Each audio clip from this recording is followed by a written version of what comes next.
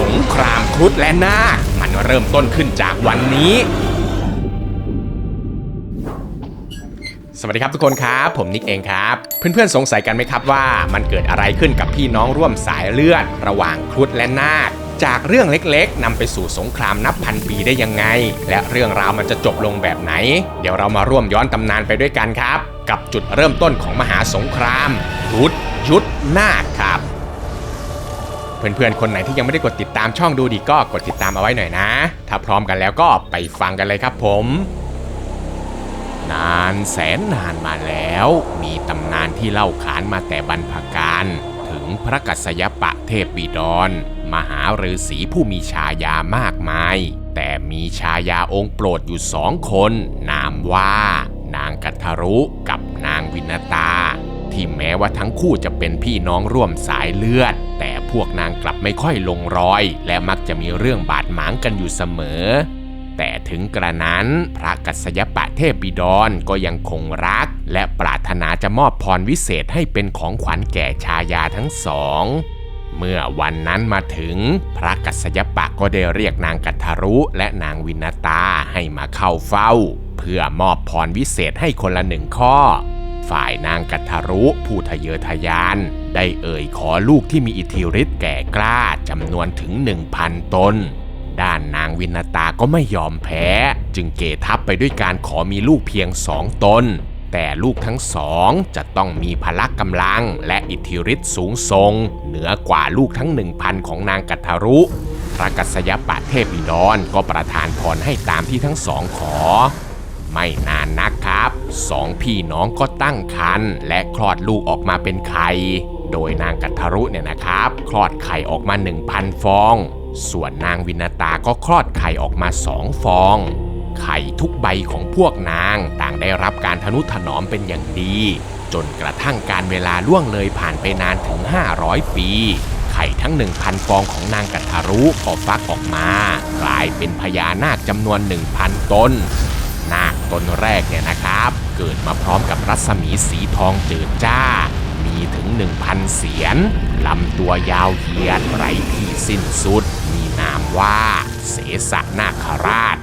ส่วนองค์รองก็คือวาสุกรีนาคราชผู้มี7 เสียนและมีพิษร้ายแรงมหาศาลซึ่งในขณะที่ลูกๆของนางกัทรุฟักออกมาจนครบหมดแล้วแต่ทางฝั่งนางวินตากลับไม่มีวี่แววเลยว่าไข่ทั้ง2 ใบของนางจะฟักออกมาด้วยความร้อนรนใจนางวินตาจึงตัดสินใจทุบไข่1 ใบจนแตกปรากฏร่างของเด็กชายที่ร่างกายใหญ่โตรัศมีสีทองดั่งดวงตะวันเขาว่าการคลอดก่อนกำหนดเนี่ยแหละครับมันได้ทำให้ร่างกายของเขาสมบูรณ์เพียงแค่ท่อนบนไร้ซึ่งขาทั้ง2 ข้างลูกของนางวินตาผู้นั้นจึงได้นามว่าพระอรุณหรืออนะอุรุหมายถึงผู้ไม่มีต้นขาพระอรุณเนี่ยนะครับเติบโตขึ้นพร้อมกับความแค้นฝังใจเพราะความร้อนใจของแม่แท้ๆที่ทำให้ตนต้องพิการจนกระทั่งเมื่อถึงวันที่พระอรุณได้รับเทวองค์การจากพระพรหมให้ไปทำหน้าที่เป็นสารถีขับราชรถให้กับพระอาทิตย์ก่อนที่พระอรุณจะจากไปเขาได้ทำการสาปแช่งนางวินตาผู้เป็นแม่เอาไว้ว่าสักวันหนึ่งแม่จะต้องตกเป็นทาสของนางกัทรุและจะพ้นคำสาปนี้ได้ก็ต่อเมื่อลูกคนที่2ในไข่อีกใบหนึ่งจะเกิดขึ้นมาเพื่อช่วยปลดปล่อยเท่านั้นสิ้นคำสาปพระอรุณก็ทะยานขึ้นสู่แผ่นฟ้าเบื้องบนไปและแล้วคำสาปก็เริ่มแผลงฤทธิ์วันหนึ่งครับนางกัทรุและนางวินตาได้แหงนหน้ามองท้องฟ้าและได้เห็นม้าอุชัยสารพะอาชาแก้วสีขาวบริสุทธิ์ที่เพิ่งจะผุดขึ้นมาจากพิธีกวนเกษียณสมุทรและกำลังจะเหาะเหินผ่านมาทั้ง2จึงนึกสนุกท้าพนันทายสีของม้าตัวนี้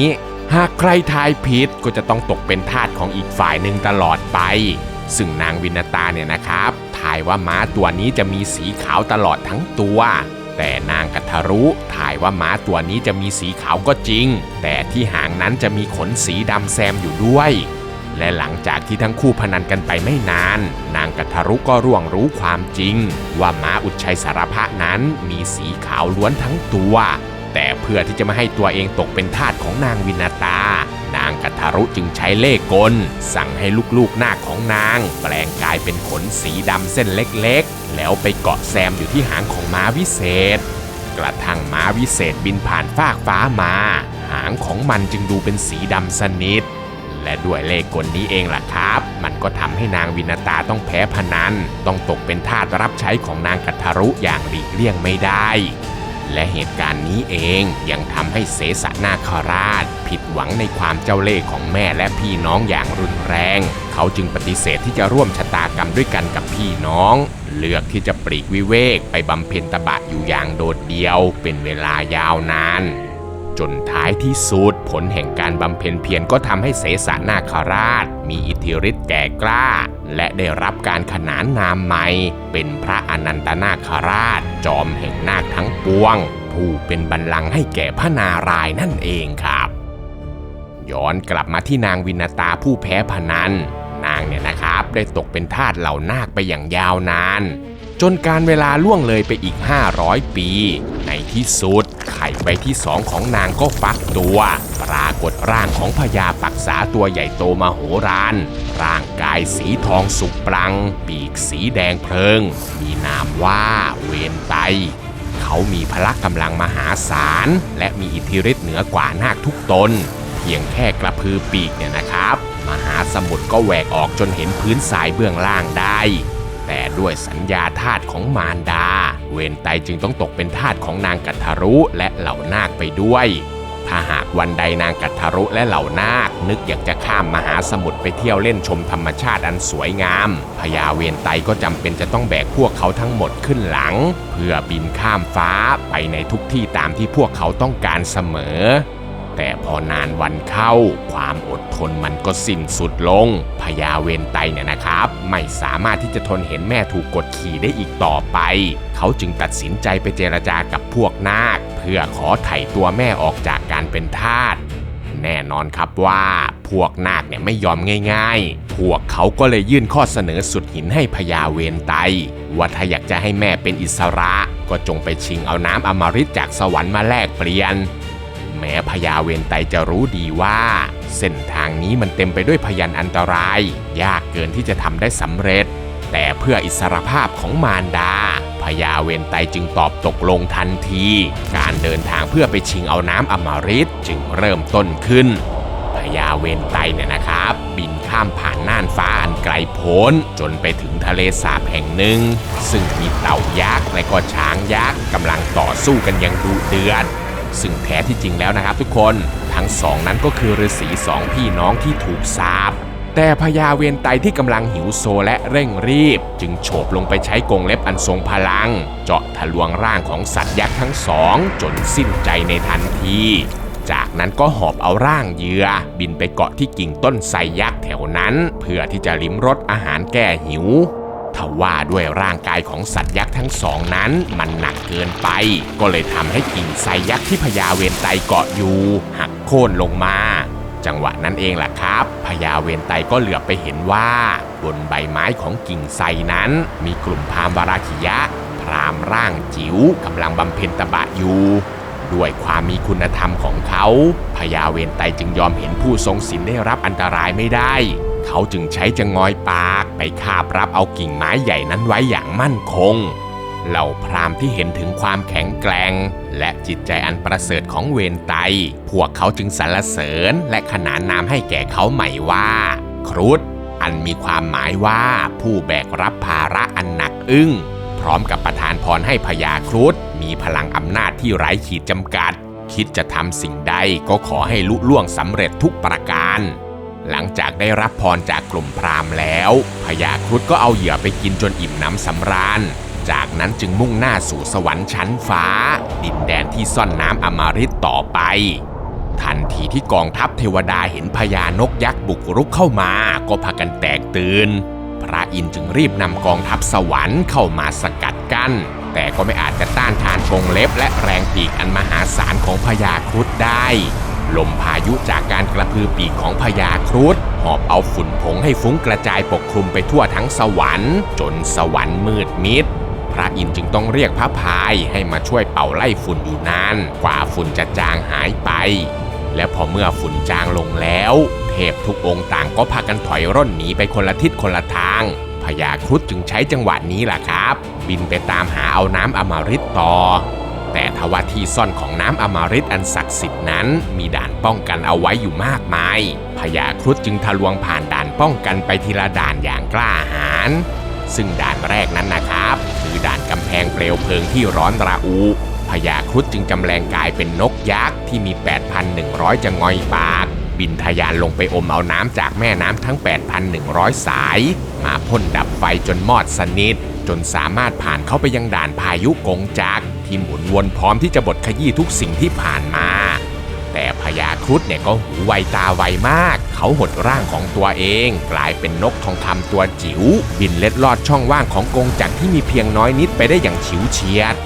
กระทั่งไปถึงด่านสุดท้ายที่มีพญานาคผู้พิทักษ์2 ตนซึ่งพวกเขามีพิษที่ร้ายกาจมากลิ้นยาวประหนึ่งกับสายฟ้าฟาดมีดวงตาดุจกองเพลิงที่เพียงแค่จ้องมองเท่านั้นก็สามารถเผาผลาญศัตรูให้เป็นจุนได้ทันทีพญาครุฑจึงไม่ยอมปล่อยให้พญานาคทั้งสองได้จ้องมองเขาจัดการกระพือปีกซัดฝุ่นไปเข้าตาของพญานาคจนลืมตาไม่ขึ้นก่อนจะใช้กรงเล็บไปฉีกร่างของนาคทั้งสองจนขาดสะบั้นในที่สุดพญาครุฑก็เข้าไปถึงที่ตั้งของน้ำอมฤตได้สำเร็จเขารีบไปคว้าเอาน้ำอมฤตมาไว้ในมือและแม้ว่าจะมีของวิเศษล้ำค่าอยู่ตรงหน้าของพญาครุฑแต่พญาครุฑก็ไม่คิดที่จะดื่มมันเลยแม้แต่หยดเดียวเขารีบนำมันกลับออกไปเพื่อแลกอิสรภาพของแม่ทันทีซึ่งระหว่างทางกลับนี้เองล่ะครับพญาครุฑก็ได้มีโอกาสพบกับพระนารายณ์ที่เสด็จมาขวางทางแต่ไม่ได้มาเพื่อแย่งชิงน้ำอมฤตคืนนะครับพระนารายณ์มาเพื่อที่จะประทานพรให้แก่พญาครุฑให้เขาได้เป็นอมตะโดยที่ไม่ต้องดื่มน้ำอมฤตเพื่อเป็นรางวัลแด่ความมุ่งมั่นความซื่อสัตย์และความกตัญญูพร้อมทั้งให้พญาครุฑได้อยู่สูงกว่าพระนารายณ์เสมอด้วยเมื่อพระนารายณ์ประทานพรอันล้ำค่าให้แล้วพญาครุฑจึงขอถวายตัวเป็นพาหนะรับใช้พระนารายณ์พระนารายณ์เนี่ยก็น้อมรับและจะนำรูปของพญาครุฑไปประดับไว้บนยอดธงของพระองค์เสมอเพื่อเป็นการรักษาสัจจะที่ให้ไว้ก่อนหน้านี้จากนั้นทั้งสองก็แยกย้ายกันไปพญาครุฑเนี่ยนะครับมุ่งหน้ากลับสู่โลกทันทีแต่ก็ไม่ทันจะไปถึงครับทุกคนพระอินทร์ก็ดันตามมาขัดขวางอีกครั้งด้วยการใช้อาวุธสายฟ้าวชิราวุธมาฟาดฟันใส่พญาครุฑอย่างรุนแรงแต่ด้วยพรอันศักดิ์สิทธิ์จากพระนารายณ์อาวุธเทวะที่ร้ายกาจจึงไม่ระคายผิวพญาครุฑเลยแต่เพื่อเป็นการไม่หักหน้าพระอินทร์จนเกินไปพญาครุฑจึงสลัดขนสีทองของตนทิ้งลงมา1 เส้นเพื่อแสดงความเคารพพระอินทร์ที่ได้เห็นดังนั้นก็ถึงกับต้องยอมจำนนรับเอาขนของพญาครุฑมาแล้วตั้งฉายาให้แก่พญาครุฑว่าสุบรรณอันมีความหมายว่าผู้มีขนปีกอันงดงาม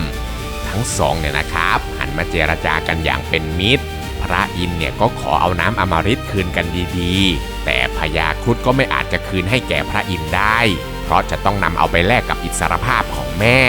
แต่พญาครุฑก็รับปากกับพระอินทร์ว่า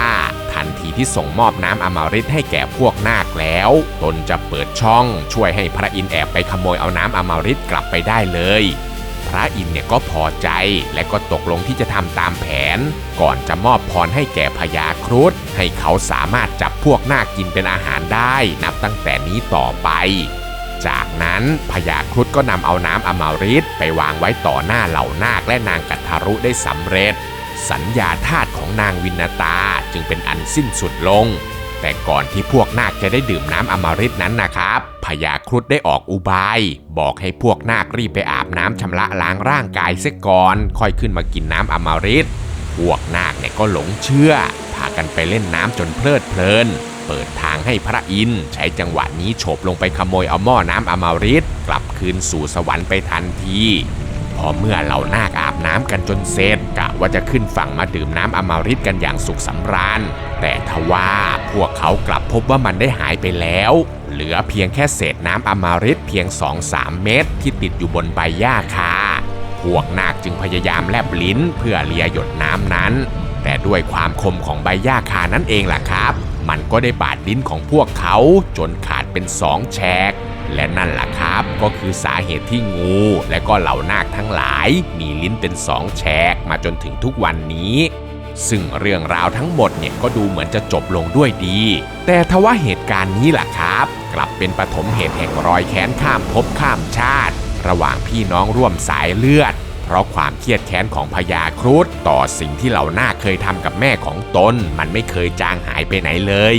พญาครุฑที่ได้รับพรจากพระอินทร์ให้จับนาคกินเป็นอาหารได้จึงเริ่มออกล่าสังหารจับนาคมากินอย่างไม่ปราณีเผ่าพันธุ์ครุฑกับนาคจึงกลายเป็นศัตรูคู่อาฆาตกันสืบมารุ่นสู่รุ่นไม่มีที่สิ้นสุด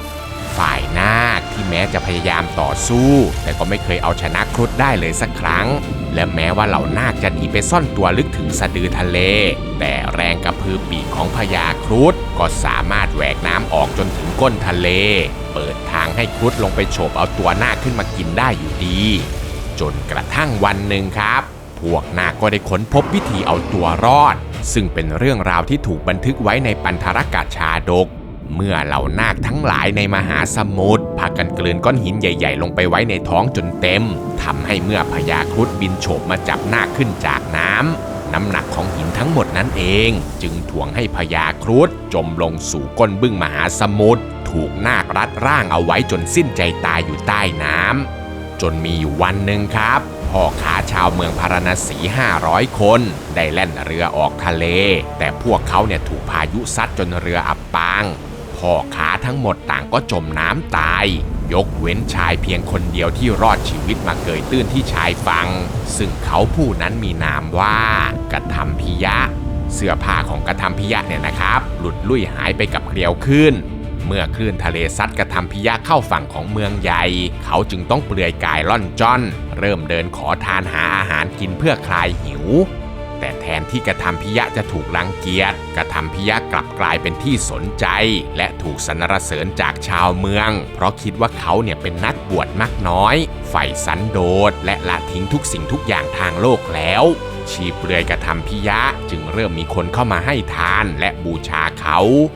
ฝ่ายกทัมพิยะเองเนี่ยก็เล่นตามน้ำจนกลายเป็นผู้ทรงศีลชื่อเสียงเรื่องลือขจรกระจายไปไกลซึ่งไม่ใช่แค่มนุษย์เท่านั้นนะครับที่เข้ามาหาเขา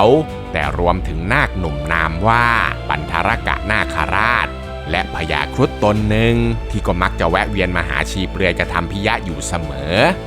วันหนึ่งครับพญาครุฑเนี่ยได้ระบายความอัดอั้นตันใจกับกทัมพิยะว่าช่วงนี้เผ่าพันธุ์ครุฑจับนาคกินไม่ได้เลยซ้ำยังถูกพวกนาคดึงให้จมน้ำตายไปหลายตนก็เลยอยากจะขอร้องชีเปลือยให้ช่วยหลอกถามความลับของพวกนาคให้ทีว่าพวกเขาทำแบบนี้ได้ยังไงชีเปลือยเนี่ยก็รับปากทันทีนะครับว่าจะลองถามให้จนกระทั่งถึงคราวที่ปันธรกะนาคราชมาหาเขาชีเปลือยจอมเจ้าเล่ห์ก็เริ่มตะล่อมถามความลับของเหล่านาค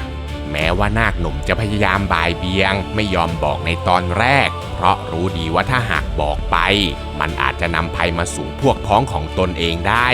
แต่พอเมื่อถูกชีเปลือยแซงทำเป็นน้อยใจและถามซ้ำๆอยู่หลายวันเข้า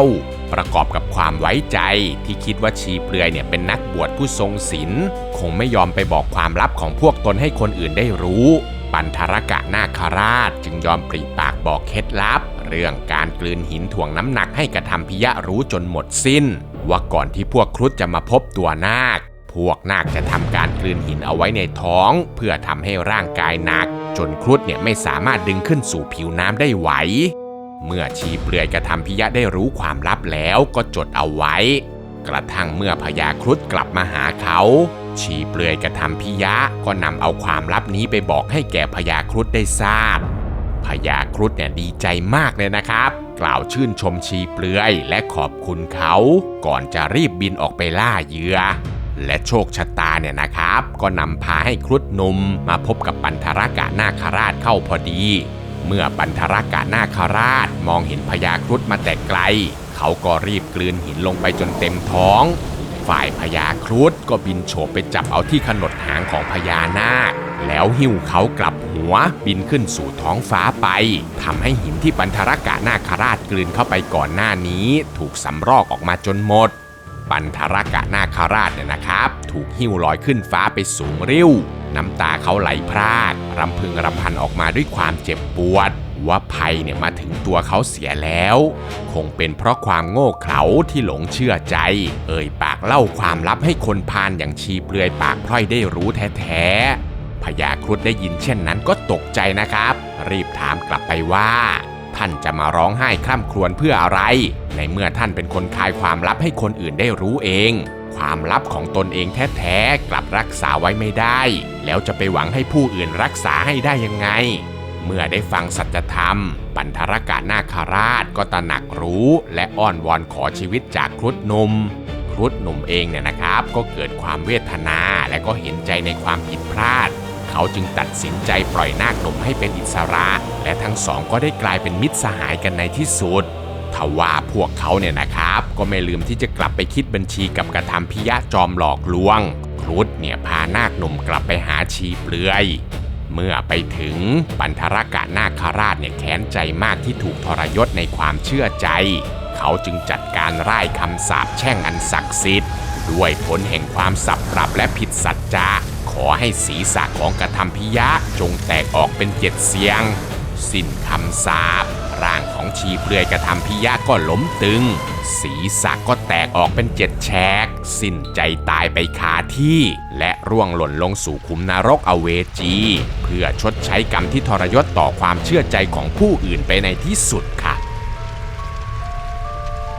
ขอบคุณทุกคนที่คอยติดตามรับชมผลงานของพวกเรานะครับอีกหนึ่งช่องทางง่ายๆในการสนับสนุนผลงานของพวกเราเพียงแค่เพื่อนๆเข้าไปเลือกซื้อสินค้าอะไรก็ได้ที่ทุกคนอยากจะซื้ออยู่แล้วผ่านทางลิงก์สินค้าที่ปักอยู่ใต้คลิปนี้หรือเพียงแค่กดไลค์กดแชร์คลิปนี้ออกไปก็เป็นกำลังใจให้กับพวกเราอย่างมากแล้วล่ะครับคลิปหน้าอยากจะฟังเรื่องราวเกี่ยวกับอะไรก็คอมเมนต์เอาไว้ได้เลยนะครับผมอ่านทุกคอมเมนต์แน่นอนครับสำหรับวันนี้ก็มีเพียงเท่านี้เนาะแล้วเจอกันใหม่คลิปวิดีโอหน้าครับผมสวัสดีครับบ๊ายบาย